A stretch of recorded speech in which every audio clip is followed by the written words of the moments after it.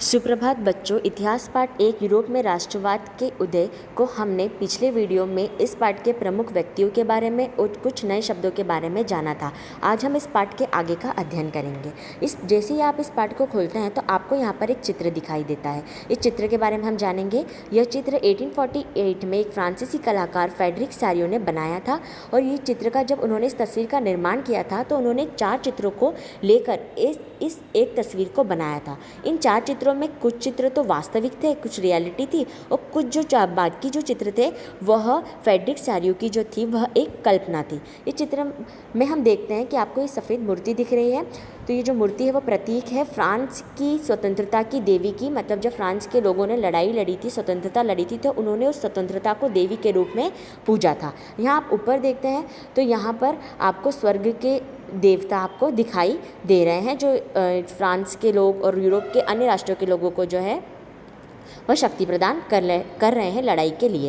यहाँ कतार में आप जो लोग देख रहे हैं यह लोग हैं अमेरिका, फ्रांस, इटली और यूरोप के अन्य राष्ट्रों के लोग हैं जो क्या कर रहे हैं, स्वतंत्रता की देवी से स्वतंत्रता प्राप्ति की प्रार्थना कर रहे हैं। जैसे जैसे और इन सबके हाथों में आपको फ्लैग दिख रहे हैं, झंडे दिख रहे हैं अपने अपने राष्ट्र के। जैसे जैसे राष्ट्रों के लोग इन स्वतंत्रता की देवी की मूर्ति को क्रॉस कर रहे हैं, वैसे मतलब यह है कि वह जैसे जैसे इस मूर्ति को क्रॉस कर रहे हैं वैसे वैसे वो क्या हो रहा है, वो राष्ट्र स्वतंत्र हो रहा है। यह एक कल्पना है फ्रेडरिक सारियो की, यह वास्तविकता नहीं है। इस चित्र को बोला गया है कल्पना आदर्श है फ्रेडरिक सारियो का। यूटोपिया, यूटोपिया क्या होता है, वह एक ऐसे समाज की कल्पना है, एक ऐसा समाज बनाना चाहते हैं सारियो जिसको वास्तविकता में उस समाज को जो है वह लाया नहीं जा सकता है, बस वो एक समाज की ऐसी कल्पना कर रहे हैं। आगे हम देखते हैं यूरोप में राष्ट्रवाद का उदय। तो यूरोप में जो राष्ट्रवाद का उदय हुआ था उसकी शुरुआत जो है वो फ्रांसीसी क्रांति से हुई थी। जब फ्रांस के लोगों ने फ्रांस को स्वतंत्र कराया, राजतंत्र को ख़त्म किया और लोकतंत्र की जब स्थापना करी तो यूरोप के अन्य राष्ट्रों के लोगों ने भी देखा कि जब फ्रांस के व्यक्ति ऐसा कर सकते हैं तो हम भी जो है वह अपने आप को स्वतंत्र कर सकते हैं। फ्रांस के जो क्रांतिकारी है उन्होंने ये घोषणा करी कि हमने फ्रांस को जिस तरह से स्वतंत्र कराया है, फ्रांस का जिस तरह से हमने भाग्य बनाया है और फ्रांस को निरंकुश शासकों से मुक्त कराया है, ठीक उसी प्रकार से हम यूरोप के अन्य राष्ट्रों के लोगों को भी क्या करेंगे, स्वतंत्र कराएंगे। ऐसे में यूरोप के अन्य राष्ट्रों के लोगों ने जो है वो जैकोबिन क्लब की स्थापना करी। इस क्लब में जो थे पढ़े लिखे लोग और मध्यम वर्ग के जो लोग थे वो उन लोगों ने इस क्लब की स्थापना करी। क्यों करी इस क्लब की स्थापना, ताकि वह क्या करेंगे, इस क्लब के माध्यम से लोगों को, यूरोप के अन्य राष्ट्रों के लोगों को स्वतंत्रता के लिए प्रेरित करेंगे। फ्रांस ने जिस तरह से अपने आप को स्वतंत्र कराया है, वह फ्रांस के बहुत सारे क्रांतिकारी हुए थे जिन्होंने फ्रांस को स्वतंत्र कराने में मदद करी। इन क्रांतिकारियों को यहाँ पर आप ध्यान दीजिए कि इन क्रांतिकारियों ने सोचा कि जब हम फ्रांस में राजतंत्र को ख़त्म करके लोकतंत्र की स्थापना कर सकते हैं तो हम यूरोप के अन्य राष्ट्रों में भी यह कार्य कर सकते हैं। तो जब हम यूरोप में अन्य राष्ट्र में भी राजा को जब हटा सकते हैं तो क्यों ना हम उस राज्य को हड़प ले या उस राज्य को क्या कर ले, अपने नियंत्रण में ले लें।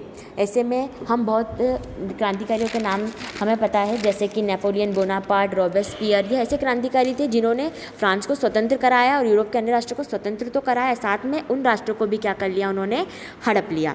यहाँ पर एक फ्रांस में एक बदलाव आता है जब नेपोलियन बोनापार्ट की एंट्री होती है। नेपोलियन बोनापार्ट ने क्या करा था, फ्रांस में वापस से राजतंत्र को स्थापित करने का प्रयास किया, पर उस तरफ उसमें राजा कौन था, नेपोलियन बोनापार्ट ने खुद को जो क्या राजा घोषित किया था। और उन्होंने क्योंकि लोग तो पहले से ही राजा से परेशान थे इसलिए उन्होंने फ्रांस में क्रांति करी और राजतंत्र को समाप्त किया। ऐसे में नेपोलियन बोनापार्ट ने दोबारा से लोकतंत्र को समाप्त करके अपना शासन स्थापित किया, परंतु इस समय उसने राजतंत्र को पहले वाले राजतंत्र से थोड़ा सा अलग रखा था। उन नेपोलियन बोनापार्ट ने अपने स्वयं की एक जो है वह संहिता, एक कानून बनाया था। इसके अलावा उन्होंने नेपोलियन बोनापार्ट ने फ्रांस के लोगों को जो जन्म के आधार पर जो अधिकार दिए जाते थे वो उसने समाप्त कर लिए थे। सभी लोगों को कानून के समक्ष बराबरी का अधिकार दिया, संपत्ति के समक्ष बराबरी का अधिकार दिया, जिससे जो लोग थे वो यह सोच रहे थे कि नेपोलियन बोनापार्ट जो है वो राजा तो है पर वो पहले वाले राजतंत्र के जैसा उनको यह नहीं लग रहा था। इसके अलावा नेपोलियन बोनापार्ट ने दासत्व और जागीरदारी शुल्क इन सबको भी समाप्त कर दिया। किसानों, कारीगरों, मजदूरों को भी आज़ादी दिलाई, उद्योगों को भी उसने काफ़ी बढ़ाया। एक समान कानून व्यवस्था उसने लागू करी। नेपोलियन बोनापार्ट ने यूरोप के अन्य राष्ट्रों को भी जीता, पर इसके साथ ही नेपोलियन बोनापार्ट ने कई राष्ट्रों पर आक्रमण किए, जीता, पर 1815 में वाटरलू करके उन्होंने एक युद्ध लड़ा था जिसमें नेपोलियन बोनापार्ट हार गए थे। ये चित्र आप देखिए, जब नेपोलियन बोनापार्ट रायलैंड गए थे और उस समय वो रायलैंड में जो है नेपोलियन बोनापार्ट की हार हुई थी, तो वह वापस अपने भूभाग की तरफ लौट रहे थे। ये चित्र में इसको दर्शाया गया है। इस तरह से हम देखते हैं कि जो यूरोप में जो राष्ट्रवाद का जो उदय हुआ था, तो वह देखा जाए तो फ्रांस में जो क्रांति हुई थी, उनके लोगों को देखते उन लोगों ने जो स्वतंत्रता के लिए लड़ाई लड़ी थी, उसको देखते हुए ही यूरोप के राष्ट्रों में भी लोगों में भी यह बात आई कि जब फ्रांस के लोग राजतंत्र को खत्म कर सकते हैं, तो हम भी जो है वो यूरोप में राजतंत्र को ख़त्म करेंगे।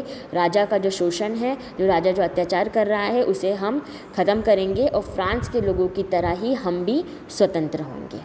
इस तरह से इस पाठ का एक जो प्रमुख भाग है वो हमने समझ लिया है। आगे का भाग हम आगे की वीडियो में समझेंगे। धन्यवाद।